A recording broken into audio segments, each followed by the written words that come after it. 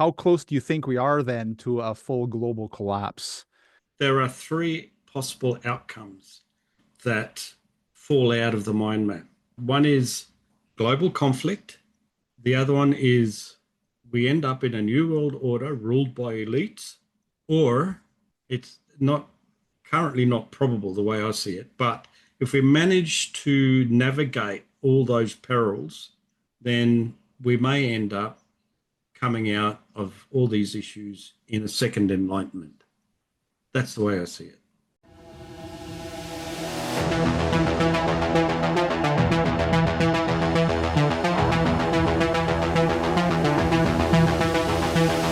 This is the future. Hello and welcome to the Alternate Futures podcast, where we chat with indie sci-fi creators about their work, the world, and anything in between, or beyond.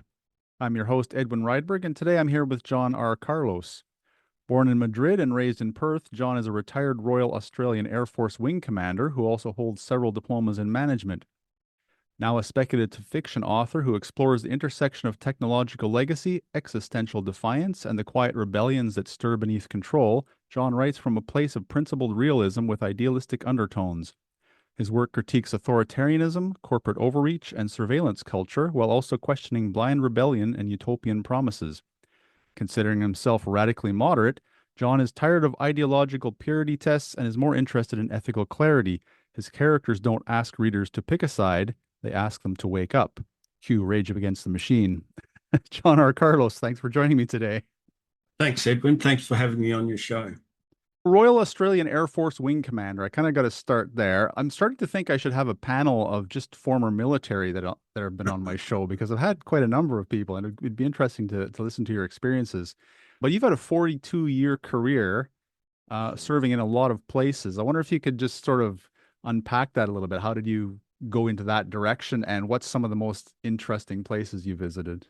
Well, 42 years is a long time. Just for clarity, Wing Commander is equivalent to Lieutenant Colonel.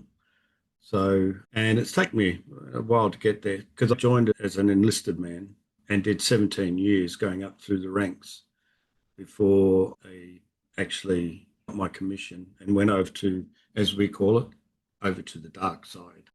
But anyway, it's being in the military was always something I wanted to do from a very young age. I remember watching in the 60s a show called Combat. It was a US show about the Second World War, about troops during the Second World War.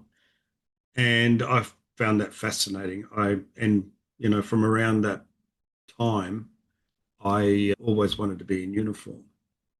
So much so that when I was in high school, I was in the Army Cadets, which is like the ROTC in the US. I did that there in high school, and then when my grades didn't quite allow me to get into university, I decided it was the logical thing for me to do. I just joined. But I decided that joining the Air Force would probably serve me better than joining the Army. But I never looked back. It was something that interested me, and I wanted to do it. Did you have an interest in aircraft initially? Because I know when I was in high school, now I obviously have glasses, as you can see. And I've had them since beginning of high school, so there was no way I could have been a pilot. But I was really interested in military aircraft through high school, memorized all the specs on pretty much all of the fancy American ones and some of the Russian ones as well. Were you someone who was really interested in aircraft at the time, or was that just a path that sort of opened up to you and you sort of took it? Well, I think it was a bit of both, because I had an uncle, because my mother's sister married a US serviceman and they moved back to the States. So I had an uncle who was in the US Air Force, which is probably another reason I joined the Air Force rather than the Army. But I enjoyed all things military. So I did have a degree of fondness for aircraft as well. But it really didn't grow until I actually joined the Air Force. And I'm colorblind, so I could do anything that required to analyze colors, if you like. So yeah, that cut me out of the aviation side pretty much. All right. So which So part were you in then in the Air Force? What was your main sort of responsibilities? basically administration and logistics. Okay. So I Interesting. was in the tail, in the Right. logistics tail.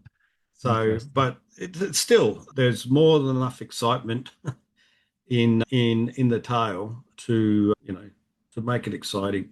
You mentioned Egypt, Iran, Sudan in one of your bios, a lot of Middle East So, and Afghanistan. So I imagine that was during some of the conflict periods then. yeah. Yeah, that was from about 2006. Egypt, I did as a corporal after the signing of the Camp David Accord, and Australia became part of the contingent that went over to the Sinai.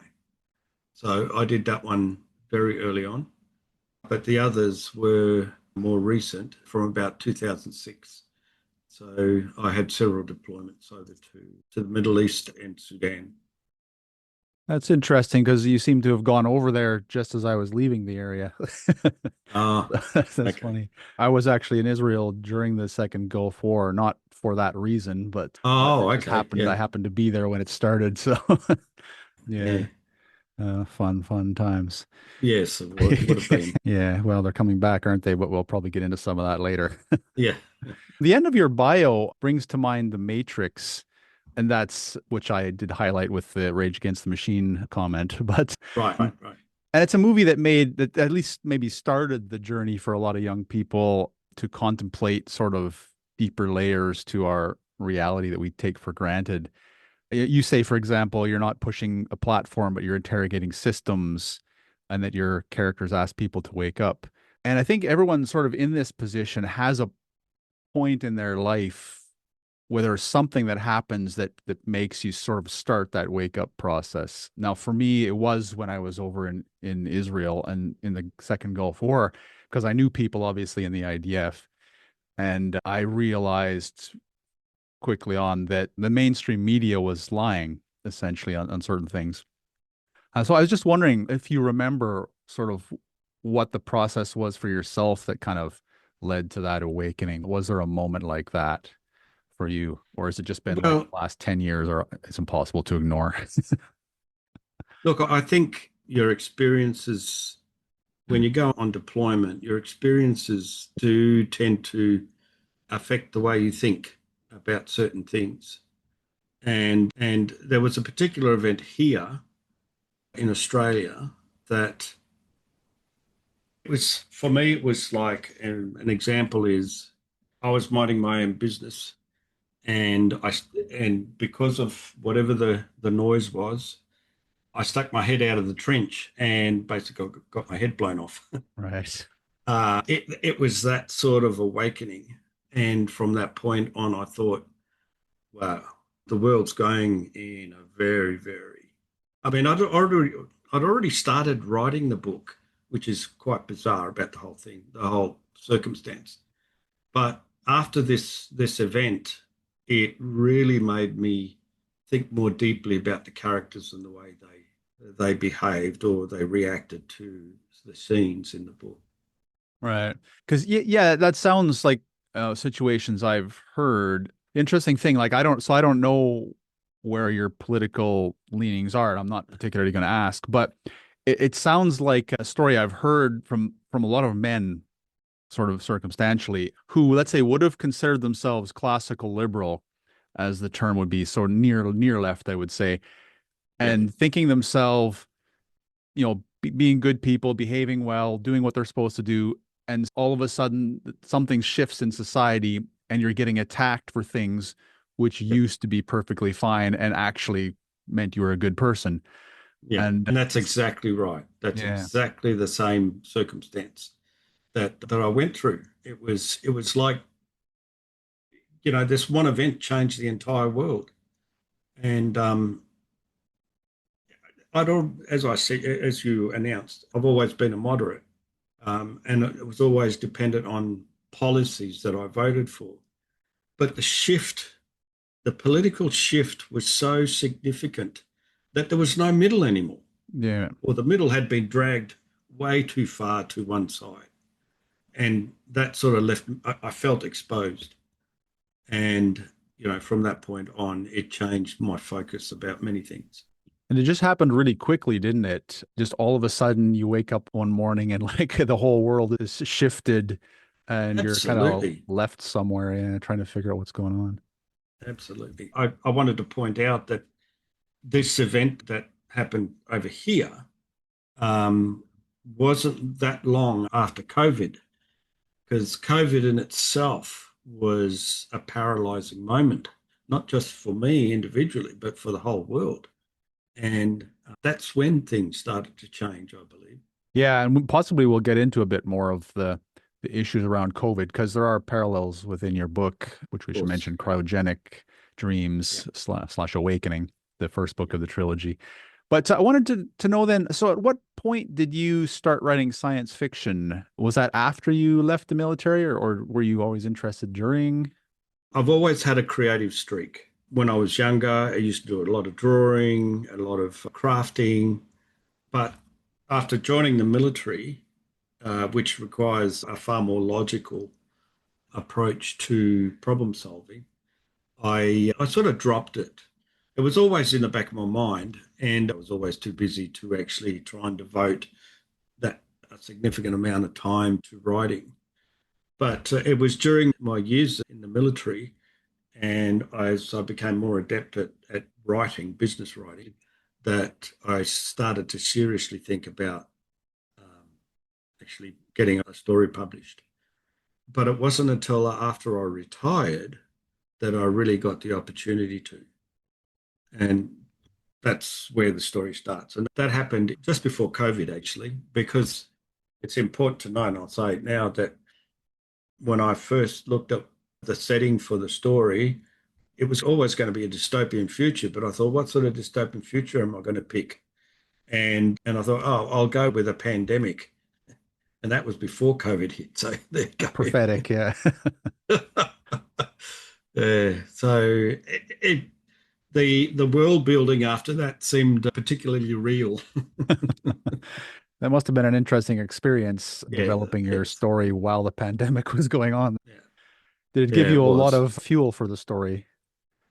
Well, it did, because around the same time, the way I developed the story and my starting point was because I wanted the setting for the story to be as realistic as possible, as probabilistic as possible, because I wanted to look at the world we were in now and project outwards 140 years or whatever it was, and see how we might get from this point to that point, which is why the description is speculative. I'm a speculative author because I built three key products in to get the foundation of the story. And that was the mind map of causational variables, the key variables framework, which I put together after the mind map, and then the timeline, which I developed um, using those two products, applying a systems approach to where the world was at. And using that framework, I basically modeled what might happen, looking at the technologies that are in place now and the geopolitical climate as it is now, and extrapolating that out to see what that might turn into. I mean, that's very interesting because many of us, myself included, kind of start with our own ideas and then Yeah. develop a timeline. Um, I wonder if you could walk us through the three-stage process because it's interesting so it's a very formalized version of kind of what a lot of us do, and that'd be Yeah. interesting to sort of see what that process is like. All this is, my website needs a little bit of fixing, but all these are available on my website, and I'll give you that later. And so you'll be able to see the mind map, the framework, and although the timeline's in the beginning, in the front of the book anyway, but I'm also making changes to the website, so there's more to come. But I started with the mind map, and the mind map is variables and big picture items that have moved humanity and human progress from basically our beginning, the beginning of civilization, to now, right?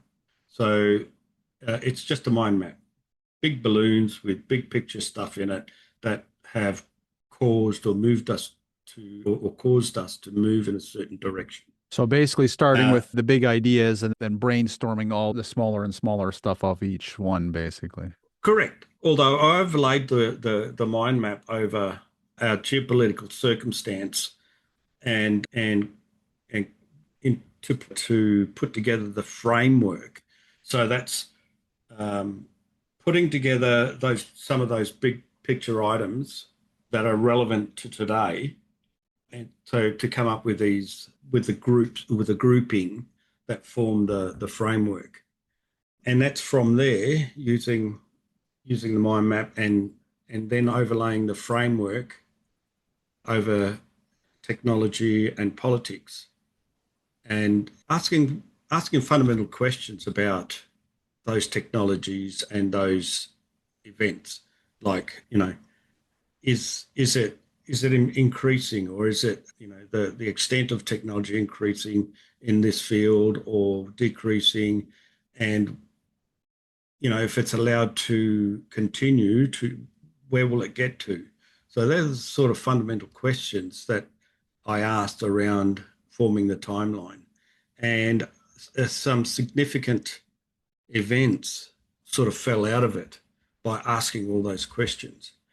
And it's a very dark future that I actually, because I wanted to focus on dystopian side. So the fact that AI, for example, is a very handy tool for civilization, it can also be a very, very, let's call it a demonic tool, if you like, if it's not used properly or if it's used the wrong way.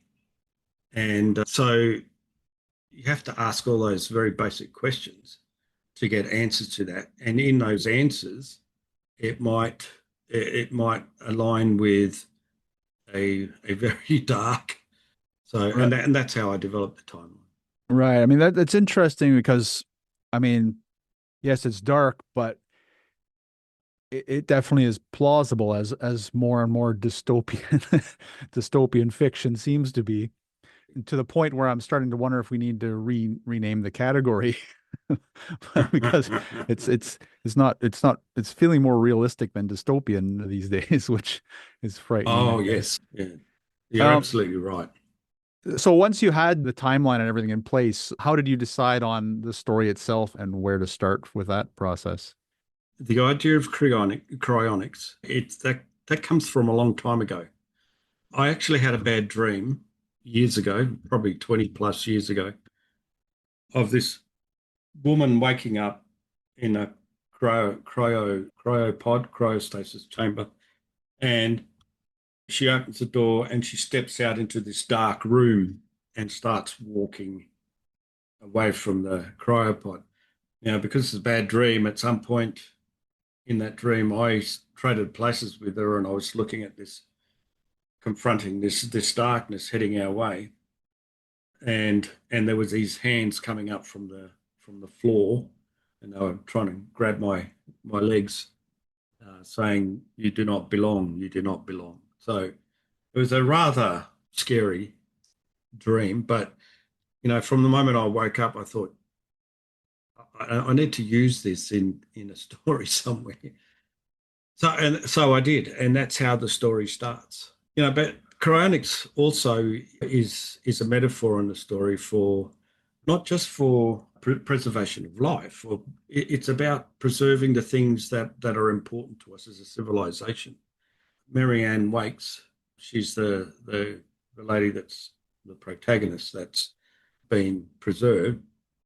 She wakes with no memory, and the first thing she wants to do, once she understands the darkness in this world, what was her life like, and where did she come from, and how is she connected to everything that's happening in the world?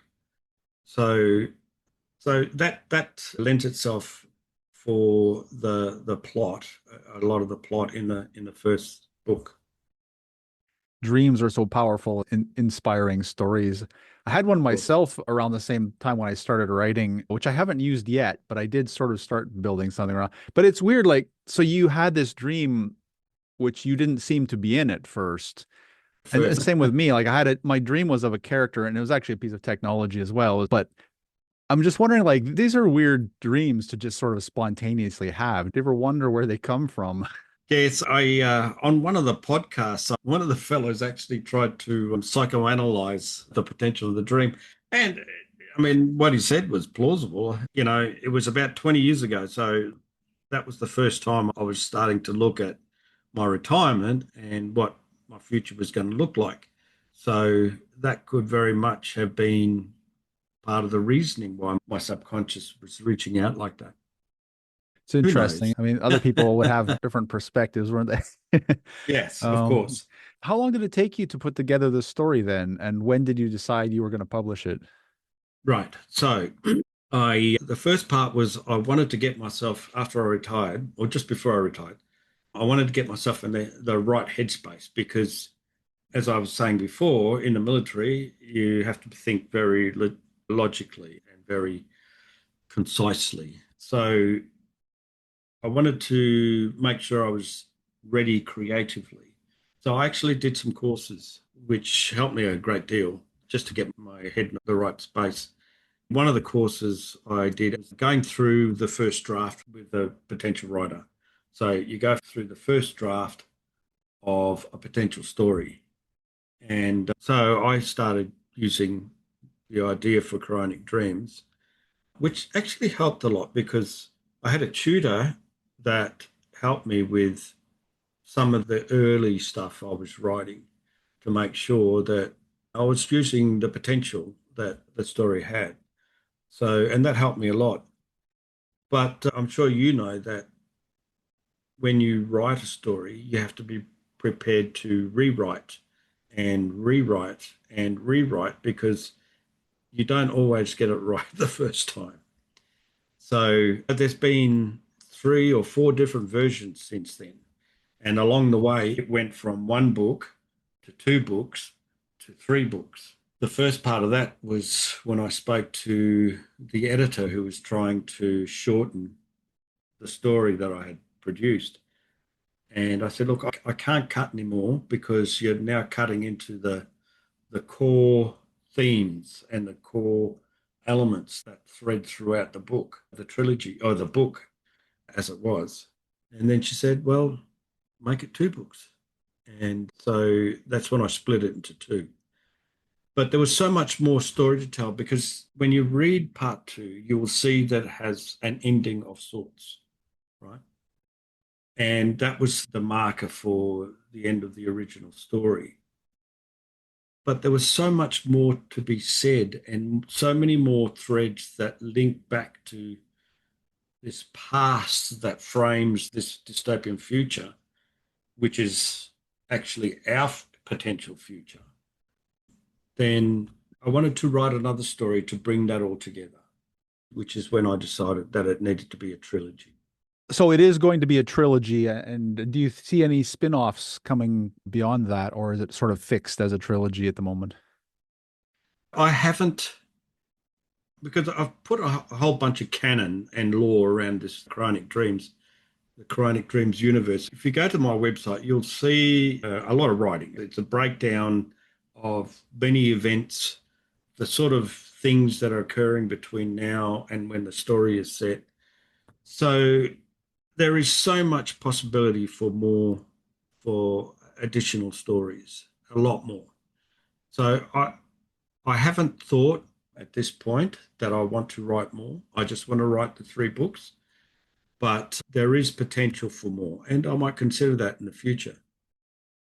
There is a 4th book I want to write. It's got nothing to do with the trilogy, and I've had that in mind for so long now that I actually want to bring that out before the 3rd part of the trilogy. Hmm. So we'll see how it goes anyway. Yeah, because you do have, I have looked at the timeline on your website. It is pretty detailed. Yeah. So yeah, there's a lot to work with there. How have you found the marketing and promotion side of things? I mean, it's interesting to ask from the podcast, which is obviously promotion, but in Yeah. general, like how has that gone? Because that is one of the toughest parts for any author, especially independent authors. And, it's good that you point that out because when I went to go publish, I decided to go hybrid publishing. I didn't want to waste potentially years trying to find a publisher that was going to say yes to the story. So I went out to a hybrid publisher and I thought my story was worth investing in. But when my book first came out, I also looked at all the other books that were new releases at the time. And there was just so many of them. There was hundreds, if not thousands. And the first question you ask yourself is because you are so focused on writing the story and just getting it published that you don't think beyond that other than you hope people like it. But when it's published and you've got that out of the way and you think, why would anyone pick up my book amongst this myriad of stories? And which is when I decided I needed to do some marketing. So I went back to the publisher and she put me in touch with a publicist and we went from there. Well, it's great There you was a made lot that of realization yourself. Yeah. A yeah, lot of authors don't. They don't. I work with quite a number of sort of independent authors locally, and a lot of them, I don't know, they still, maybe it's because they're a little bit older, but they still have that sort of traditional view of publishing, and they think that the publisher will do everything. you could go down that route, but I mean, good luck. You have to have a really, really good pitch to try and get a publisher to actually. And as it turns out, science fiction is not one of the sought after genres. No, not right now. So that's going to make it twice as hard. And the other thing is that you've got to be, if you go the traditional route, you're going to be happy with the 10, 15% that they're going to give you on sales. And that's the thing you've got to consider. Yeah, Yeah. it's interesting. The realization not only is, why would they pick up my book out of all of these books, but Yeah. but also just the idea of how will they even find my book out of all these books, right? That's even worse, right? It's just so difficult. Yeah, exactly. Yeah, well, best of luck on that, as Well, with every author, yes. they do say that new authors always have a problem finding, you know, ground, if you like. And it's not until they have 2 or 3 books out that their writing becomes known, their name becomes more obvious to people. And so you start getting a bit more luck. So, and that's why, I'm committed now. I enjoyed writing my story so much that there is no way I won't continue to write. And I will probably write until just before I'm in the ground. Well, that's excellent for sure. Yeah. So speaking of your writing, then that's a good segue into your debut novel, Cryonic Dreams: Awakening. Yeah. And this is the first book of a trilogy. We've talked a little bit about it already, but basically a summary, I guess, is this. Correct me where I'm wrong, because I didn't quite get all the world building from the reading. But Sure. this is like a post-collapse utopian dystopia. There's been various power struggles that have gone on that have resulted in this, let's say, earthbound authoritarian regime, and there are Yep. colonies and settlements off-world as well. It's a Right. heavy-handed state control with, let's say, social credit, I imagine, digital IDs, universal basic income, and things like that. And the main story focuses around a scientist who's unlocked the secret to cryogenic revival, which seems to be a threat to the state in various ways. It's initially suggested in one way, and then as we go through, we come up with the idea that maybe there's some other secrets being buried as well. I've got a couple of notes here I can Yeah, just go ahead quickly if you want to add point out. anything, Yeah. that's fine. At the heart of the story is Dr. Michelle Brown. So she's the main protagonist. She's a brilliant but damaged scientist whose breakthrough in cryonics promises to change the course of medicine. But even as Michelle is about to succeed with her cryonics procedure, she quickly finds herself caught in a web of sabotage, institutional betrayal, and the shadowy ambitions of those who pull the strings. Michelle fights to protect her research and her revived patient, Marianne, whose identity is wrapped in a century-old secret. She is forced to confront not just the technical and ethical challenges of reanimating someone who was deceased, but also the relentless interference of powerful agencies and corporations. Now, obviously, once you start reading the book, you understand that there's more to Marianne than just being a patient that's been reanimated. And she has a connection to the past that certain people don't want around, don't want to surface. So that's where all the sabotage comes from. But there's also the idea that because we're in the middle of a pandemic that has no cure, we're talking about a virus that's called the transmutational virus. So it mutates so quickly that they've never been able to find a cure. So which is why it's been running for over 2 decades. And so all of a sudden they realize that this procedure, the cryopreservation, the success, can give hope to people who are already suffering from the disease to be preserved and then reanimated when they finally do find a cure for the disease.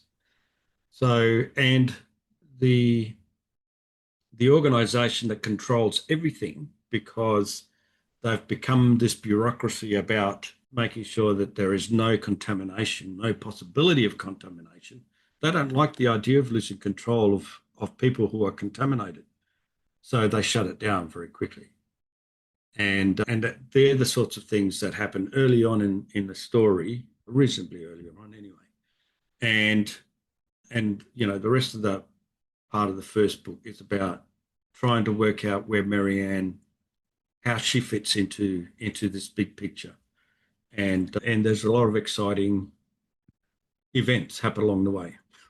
Ultimately, it is about control and systems of control and also ethical decisions. But Correct. First, before we get into those, I wanted to sort of get into the world building and tech a little bit, and then we'll move into the discussion of control structures and things like that. Because you cover a lot in your world building. I mean, it is a well-developed world, as you can see from your timelines and the content on your website. So how much research did you have to get into when you were looking at, for example, biotech, social political structures, even Mars colonization, off-world space stations, robotics, digital ID, things like that? I did as much as I needed to get the plausibility down. Probably the most amount of time I spent in research was around cryonics, because I wanted to understand the science that's available now and how far that's extending right now to ascertain when it might actually be feasible. My research extends to, and there's a lot of technology that I sort of go into in the book.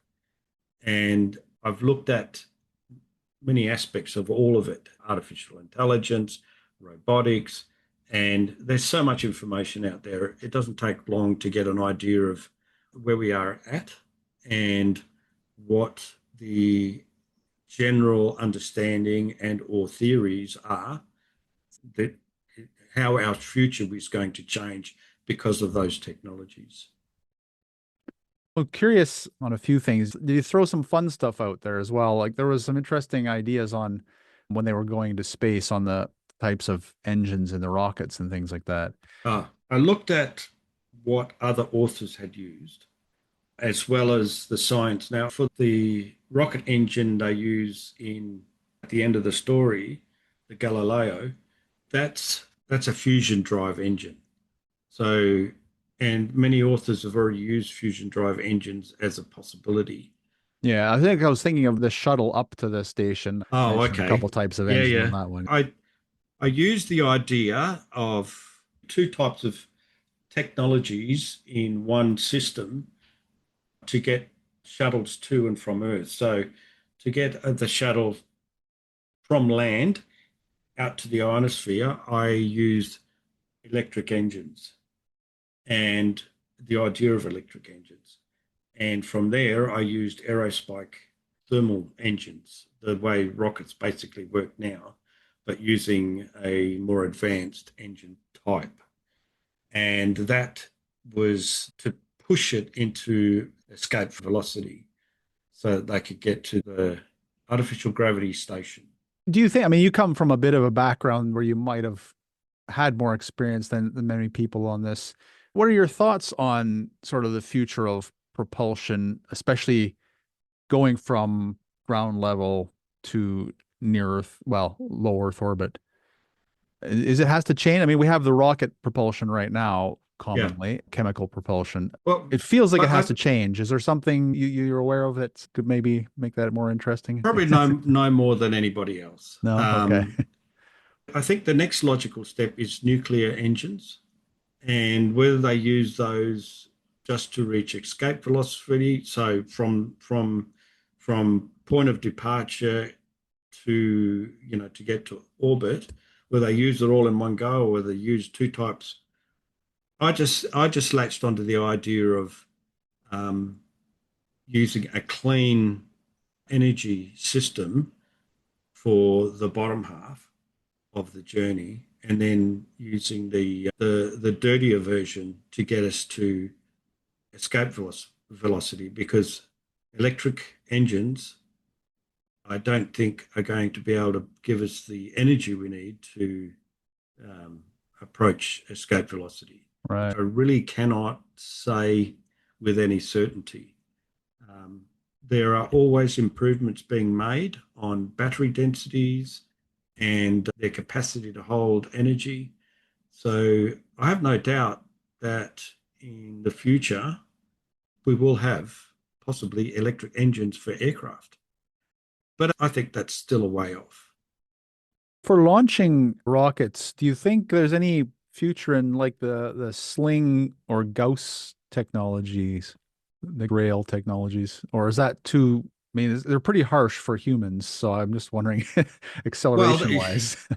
I think it has a great deal of possibility for logistical use, and particularly once we're on Mars, we might be able to use. Now, many years ago, I remember reading about the idea of using rail guns to project material and logistical equipment from surface to orbit using a rail gun.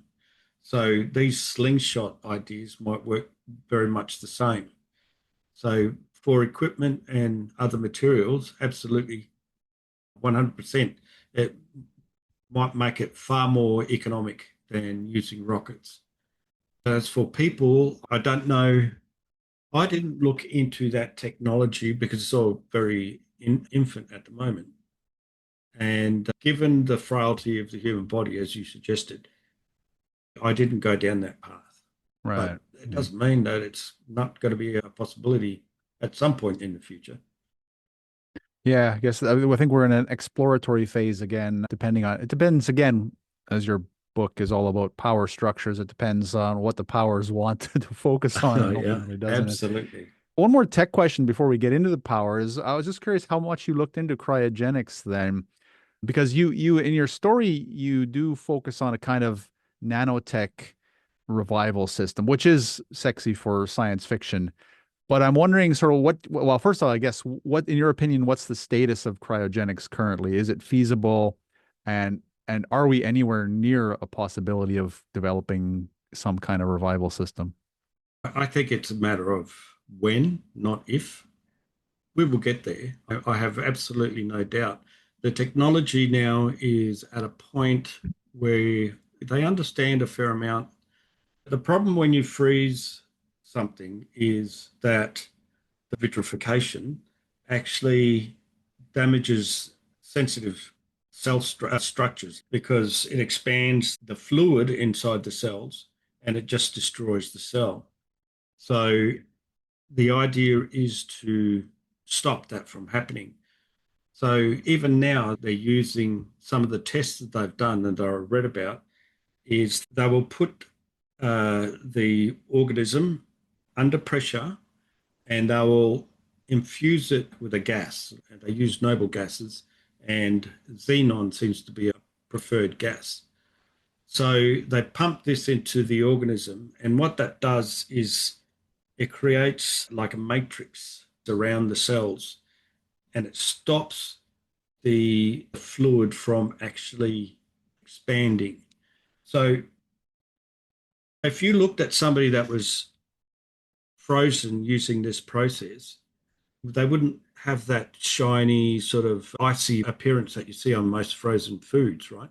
They would look almost normal and asleep, just pale, just a little bit more pale. So your skin remains supple and it's not hard to touch, even at 6 atmospheres and down to 177 Kelvin. And this is what they're working on. They've had more success the higher the pressure to maintain the matrix, these matrices, or clathrates as they call them. The higher the pressure, the colder you can make it, and the more certain you have of preserving the biological structures. Right. Because, yeah, I mean, anyone working with biological tissues realizes that, you get the ice crystal formation, which, well, even if you are a cook, probably you'd realize that if you course. thaw and freeze your meat or something. Yeah. I was wondering, because I did look into a little bit, and there are some animals that have natural protective devices, proteins, basically, in some cases. I'm wondering if some kind of genetic engineering is also a possibility, although who knows if that would allow us to go down to the temperatures you're talking about. But it's quite possible. I mean, again, I didn't go down that route because of the nature of the story I was writing. So I didn't think it was necessarily important. But we know that making somebody very, very cold slows down body function. People have been saved after being in icy cold waters for, a couple of hours and without a lot of apparent damage to the brain. So that's the whole principle about cryogenics. all right. Have you seen the movie Passengers with Chris Pratt and Lawrence? I forget her name now. Yes. Yeah. I did enjoy that one. And it sort of, the idea features a little bit in my book because the doctor is working on, outwardly at least, the doctor is working on cryogenics because there's been a call for interstellar travel and a need to protect biological systems for those long journeys. That's the premise behind the procedure, and that's written into the book. So, in fact, the 4th book I have features a generational ship, and it's about the generational ship actually crash landing on a planet. So yeah, that's the whole idea about the cryogenics. So if you had a generational ship, how could you maintain the people for those long periods of time? And this is why I believe also that it's a matter of when and not if we will solve that problem. Right. And so there are clearly certain needs we want for the technology. It's like a lot of technologies, if you go back to Neuralink, which you have kind of in your timeline as well, his original stated reason for developing Neuralink was actually to try and get us to ahead of the machines by melding with them in a way. And then he pivoted that into helping people with disabilities because that's more. Plus, I mean, it is still valid. It's just a nicer way to phrase it. And so there's a lot of so we have a reason for cryonics, let's say extrasolar travel, and also for potential disease curing possibly. But in your book, you also use it as a vehicle for exposing control of the state because it does open up other avenues which control would not necessarily be happy with. One of those is exposing past secrets, And Yes. they're all sort of coagulate around the same character, but exposing past secrets.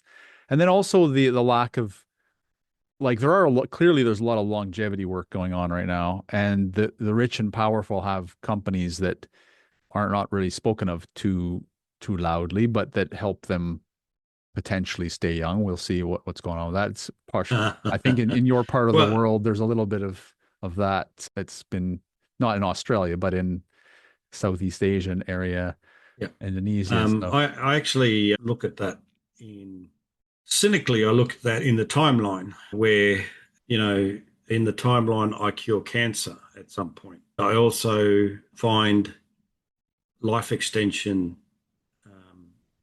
drugs and processes that are developed, which are used for the rich and powerful because the process is too costly for the common people to afford. And when you look at these powerful people who manipulate everybody else, they don't want and don't like the idea of allowing these life extension solutions available to everybody. It's in a way, you could almost call it like a form of eugenics. yeah, that's probably not too far from reality, to be honest, unfortunately.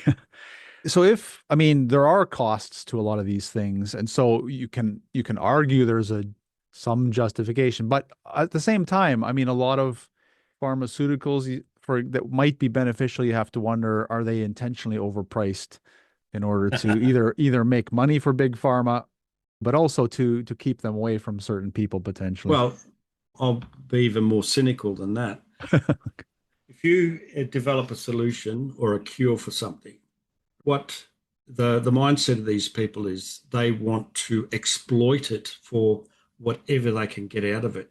So the first thing you do is you say, well, let's chop the solution into half a dozen different things so that whoever is taking this medication has to purchase half a dozen different tablets or a dozen different tablets to get the benefit of the cure, right?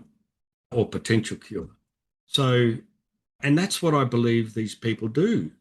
They've been at it for so long and they're addicted to the money they make off this thing. So will they ever announce a cure for anything? Probably not directly because they want people to stay sick. So, Right. but I'm not the first person to say that. No. No, it's been noted that, billions and billions of dollars into the pharmaceutical industry, and it's not cured anything ever, basically. And you're like, there's got to be something strange going Yeah, on there. It's interesting because exactly. my wife's a doctor, and I get on her sometimes about this too when she gets a bit high on her horse. So I do come out and I say, look, no doctor has ever saved anyone ever, because everyone dies eventually, right? So, Sure. so no doc, you've improved their quality of life. Yes, I Right. give you that, but no doctor has ever saved anyone. Once you have that perspective, though, it's an interesting because it seems very cynical. But when you have that perspective, it changes the way you look at the medical system in a way, right? And it Absolutely. reprioritizes things, because then you realize it's not about saving people, but it's about improving their quality of life. Right. And that will change the way you look at which medicines are given, which treatments are given. My mother ended up dying of cancer a couple years ago, and she had a really aggressive colon cancer. And one of the decisions was, she was in her late 70s. One of the decisions was, does she go through all the chemotherapy, etc., or does she just sort of enjoy the last period of her life? And she wasn't in any pain, so she just decided palliative care and sort of enjoy the last couple of years, which is a decision we agreed with, just because, why you're going to destroy your last couple of years just for an extra, year or two prolonging your life, because you're not likely going to cure it that aggressive of a If, cancer. So, if the individual makes that choice, that's yeah, fine. I exactly. Yeah. agree with that. But You don't want the state making it. the state should never be in a position that they're making that decision Yeah, yeah. No, for I people. agree. In the dark future that I produce, it's actually an element in there because at some point these people, because once we're on a universal basic income and AI and robotics has completely automated the global industrial system, then what's left? So apart from the world suffering, falling into nihilism, there's not going to be a lot of meaning and purpose left. But these people in charge, they're going to say, well, these people, they're all parasites. So let's lay down some legislation about, what you can and can't do. And if you get sick, well, we're going to take you out because there's no point to you. And that's the road, the path that I sometimes see us on. I th- maybe more cynical than you in this one. I think we're well already on that path. Oh, yes, I Definitely. believe we are. We've got countries like Canada for sure that came in with the whole euthanasia. And it's not I don't have a problem again when you're, end of life situations or something Yeah, is clearly terminal in your body or even your yeah, mind potentially. That's a tricky one though, the mind obviously. But yeah, again, yeah. the state shouldn't be the one making that decision. No, And they've so but because exactly what happens when the state brings that in, all of a sudden you're like, okay, you're depressed, you're a depressed 20 something. Well, just end it, right? Right. That's and the that way and the that state is goes, right? that's tragedy. It's terrible because instead of trying to actually better these people's lives and give them something to look forward to, you just give them the quick way out to make it easy on the state. One of the And things, other countries have done that as well. So one of the things about medical research is that we're always looking for ways of coming up with cures, cynicism aside, for different problems that we go through. But if all of a sudden, because of process like euthanasia, the first thing that suffers is that our ability to or our opportunities to find solutions for medical research to continue, because from an efficiency perspective, people might say, well, why are we going to spend money on research when we can just do away with somebody's life? yeah. And that's what's going to suffer. So all of a sudden, research is going to stop because we have these end of life solutions, and that's the worst thing we can do. I remember years ago, around 2010, a Russian scientist, and I remember it because I saw it on the morning news service, and he said, I've done it. I've cured my own cataracts and I've done this and I've done that. And he said, I've found a solution. And so that was advertised. But then the scientist, he disappeared. He faded into the never, never. And he sold all his ideas to, I don't know who, but he sold them to. And this is the thing about life extension, right? Curing old age is, and this is where let's say he did have a solution for old age. The first thing the buyer's going to do is chop that up into different supplements. And it's interesting to see that over the past decade, we have seen things like resveratrol, NMN plus, all these different types of supplements to help extend life.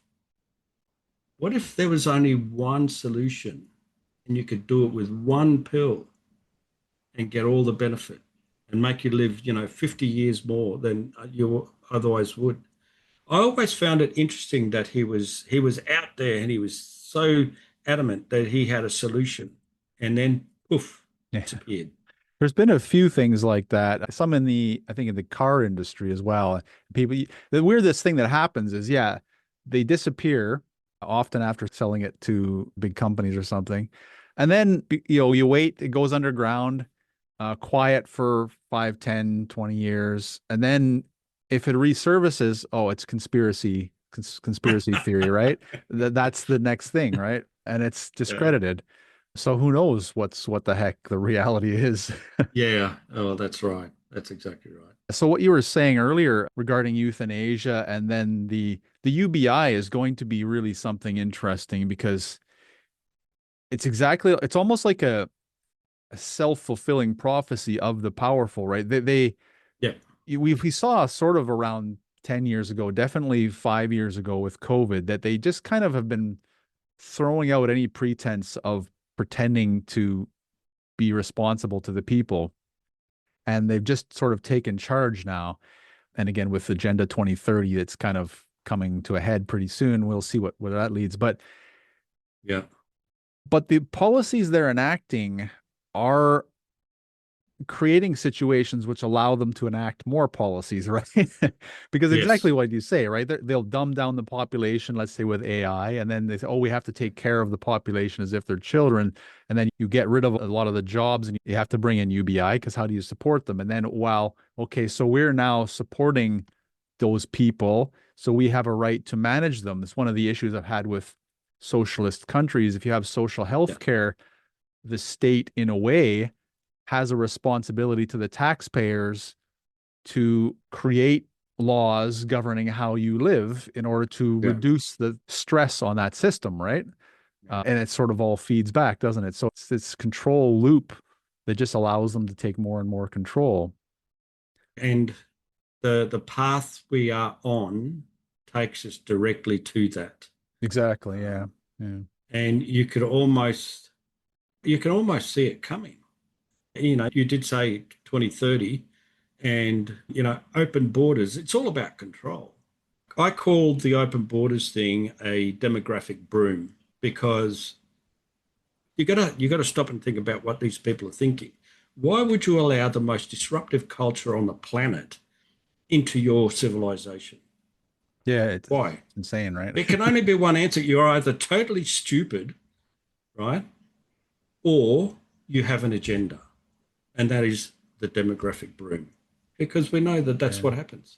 And we've convinced ourselves at least that they're not stupid. I'm not sure if that's right, but there's a part of me that hopes that that's the one, and it's just some horrible, bad conflation of bad ideas. But, it's that borderline where you're like, are they stupid or are they criminally? They honestly believe they have the solution. Yeah. It's narcissism. And you know where it comes from? This is my belief, and I've written an essay about it. It's a postmodernist mindset. It's about moral relativism. Right. And that's where it comes from, because they put everything into terms of moral relativism.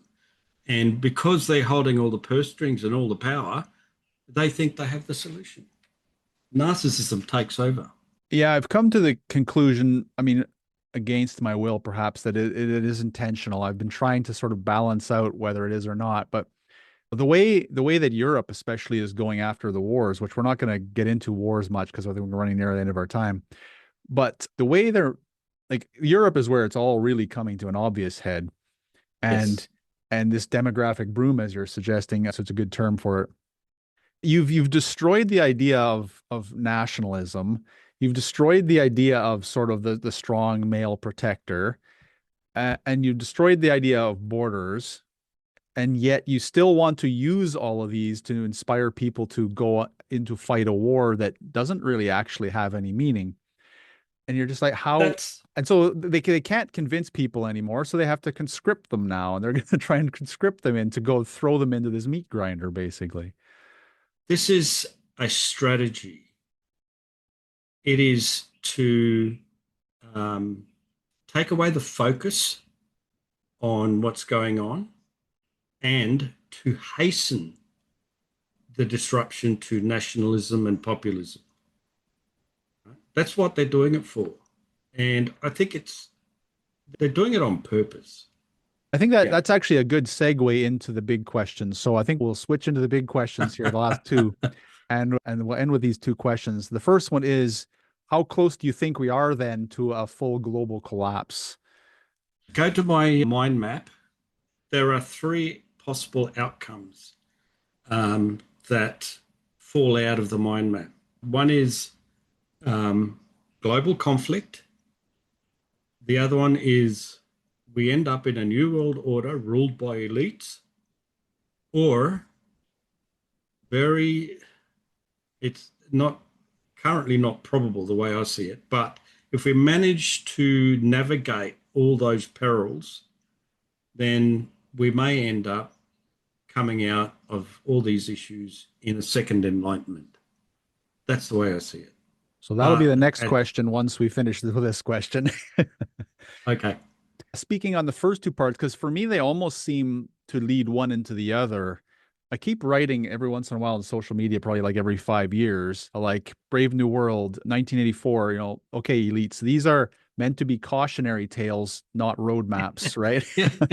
Like, it's like they're taking them instruction manual. Yeah, exactly how to do it. And it really feels to me right now with the geopolitical situation that we're heading towards a kind of 1984 geopolitical structure. I mean, we're already, it's obvious to almost everyone that we're heading to sort of the social side of that.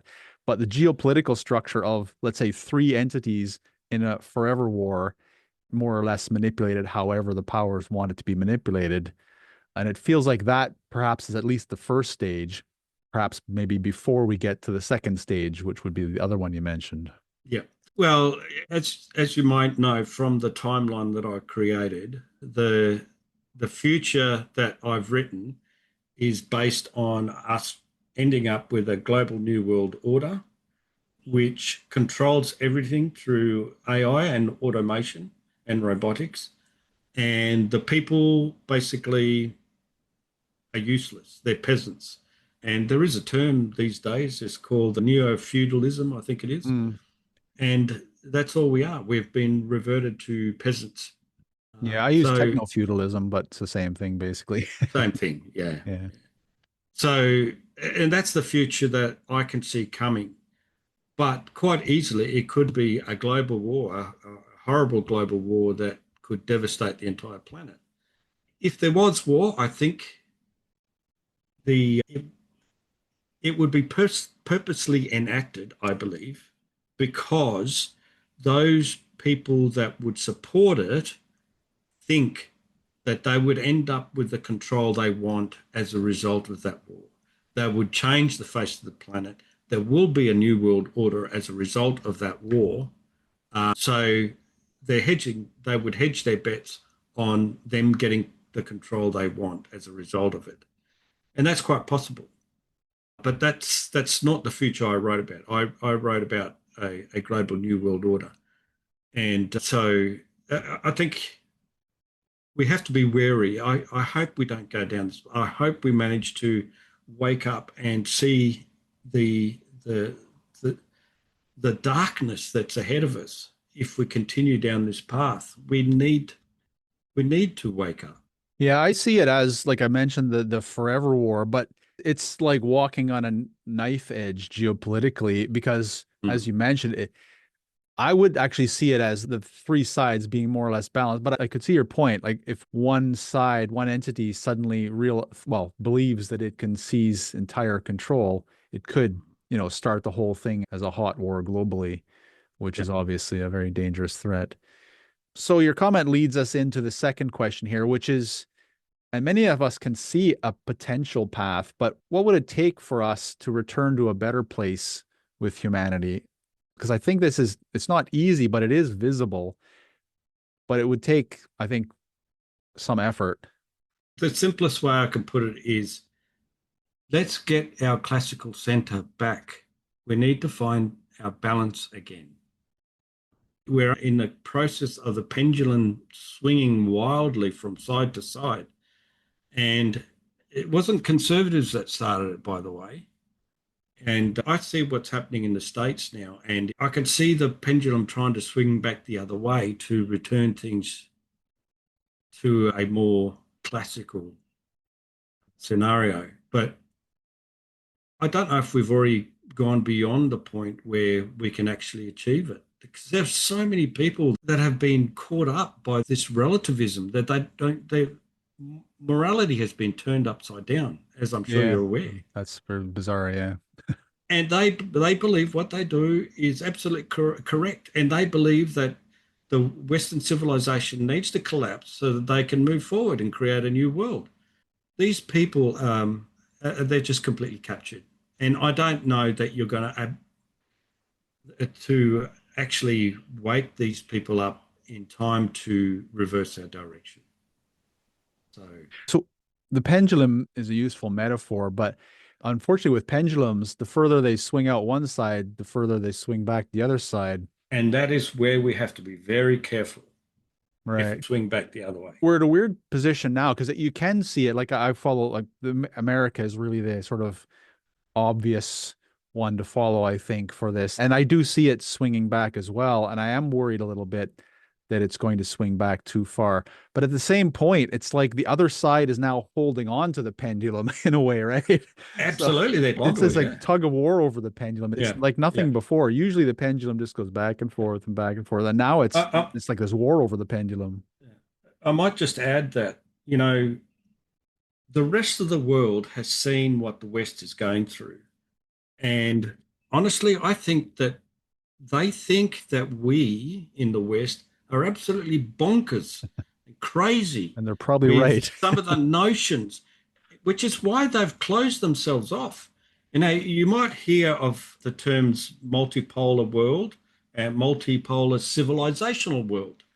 So these people have closed ranks around their cultures, right? India, China, Japan, they're all closing ranks around. They don't want what this progressivism that the West is peddling. And they think we're absolutely stupid.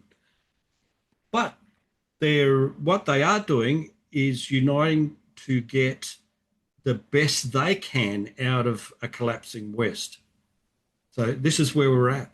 Yeah. Now, what I believe needs to happen is that the West has to stand up, wake up, and remember the civilization that it came from and reunify it and rebuild it so that we can then move forward as a world together as individual civilizations respecting each other. That's the only way I believe we can move forward. So otherwise the West is gone. It almost feels like there's two paths to the next positive round of the world development, which would be one is the East, as you mentioned, closes off, weathers the storm, and then rebuilds, or in which case the West is collapsed entirely, or somehow we have to wake up the sleeping part of the West, which is difficult because, as I mentioned, I believe a lot of this stuff that's going on started happening at the high levels at least 20 years ago, if not 30 years ago. The ideas. So the sleeping part of the population, which is starting a little bit to wake up. I mean, you have the captured part and you have the sleeping part who are starting maybe to rouse, but they're at least 10 years late. Absolutely. They have the powers have a 10-year head start at a minimum on the population, which doesn't even know what they would do to restore it anyway.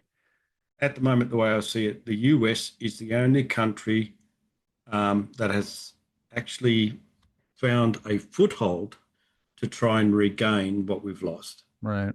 And if the moral relativists think that they're on the path to righteous history, well, then they could forget it, because the rest of the world, if the West collapsed and they ruled what was left over, the rest of the world don't want it. Yeah. They don't want what they're peddling. They don't want it. They just laugh at us. That should be obvious, I think, from the failure of a lot of Hollywood, for example. A lot of the stories that they put out, they're very ideological, tend not to do very well because they don't resonate with anyone. They're not the reality that that most people understand. And that should be like the canary, basically. But I agree, like probably the US is the only part of the West right now that has a chance, partially because their constitution is quite people-centered and fairly strong, although it's been under constant attack for quite a while. The other thing the US has is the Second Amendment. Right. That gives them the guns. The Fifth Amendment. No, which one's the freedom of speech? First Amendment. That's the First freedom Amendment. of speech, okay. Yeah. So they have these built in. They're one of the, are they probably the only country in the Western world? Civilized, every Western country should have those. Should have, yeah. And I think beyond that, I've been thinking that one of the things that we need to do to protect us is a digital constitution as well, because our rights online, for example, to communicate are being constantly challenged and eroded. Europe is the center for this for sure. Although, during Biden administration, it happened a lot with in the US as well with the big tech companies. Absolutely. Yeah. So that's something that should be developed as well, but I don't think it will be. So what I'm suggesting is does the population need to wake up and become a bit less lazy? Like we still, everyone's like, okay, we need to change the leaders. We need to get a better leadership system. But the leaders are now the problem, and I don't see how that would be solved. And it feels like we need more citizen-led, citizen-centered structures. Look, that's the way I see it. I see that these people have no power if we all stand up and confront them. And this is why democracy worked in the first place, because it was about what the people wanted. And I think that still holds true. If you have enough people standing up and confronting the evil, then we can overcome it. I don't know at what cost, though. And, we've got to remember, too, where we've come from, what our civilization is based on. And that's what we have forgotten. We've forgotten that life is hard, and it always is hard, which is why it's so important to get out there and find your own purpose in life, so you have meaning and you can be proud of. And we don't have that. Just people are lost.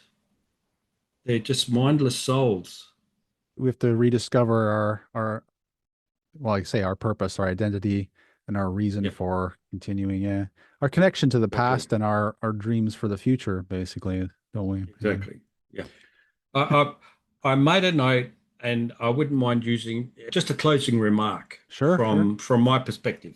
So, if Cryonic Dreams Awakening leaves readers with anything, I hope it's the reminder that the future isn't something that happens to us. It's something we participate in, consciously or not. Technology is pushing us towards the possibility of reshaping our world, our bodies, our memories, even our sense of self. But the human question remains unchanged. Who are we? Who do we want to become? And ultimately, who do we choose to become? Science fiction, as you would know, gives us the courage to explore all those questions before reality forces our hand. And conversations like the one you and I have had, thoughtful, curious, and unafraid, are how we might imagine better futures, helping us to choose our own future reality. Thanks. That's a great note to end on. So it has been great chatting with you. Before you go, perhaps you can let us know of any upcoming books you might be working on, where to find you online, if you'll be at any upcoming events. Yeah, thanks, Edwin. Well, there's a lot of podcasts, so all you got to do is put my name into John R. Carlos and it comes up. But my website is johnrcarlos.com.au. So don't forget the .au because it's in Australia. But the second book hopefully will be out mid-year, and it's called Cryonic Dreams, When Mars Breaks is the title. And that, as I said, comes out next year. Hopefully by the end of the following year, I'll have Evil Under a Twilight Star out. And the year after that, hopefully I'll have the third part of this trilogy out. That's excellent. And your website does have, I can confirm, a lot of information on the world building and the release dates of the books and things like that. So it's a great resource as well for anyone interested. So John R. Carlos, thanks so much for joining me today. Well, thanks, Edwin. Thanks for having me on Alternate Futures. And thank you for listening. Information and links related to this and all episodes are available at alternatefutures.co.uk. I'm also over at Substack under Alternate Futures, where I post articles on science fiction, socio-technological issues, and futurism. You can subscribe for free or sign up for a paid account if you'd like to support the podcast. If you've enjoyed this episode, why not share it with friends, writers, and other sci-fi fans you know? And if there are any indie sci-fi creators you'd like to see featured, send me a message at podcast@alternatefutures.co.uk. Once again, I'd like to thank you for listening, and I hope you will join me on the next episode. This is the future. Human error.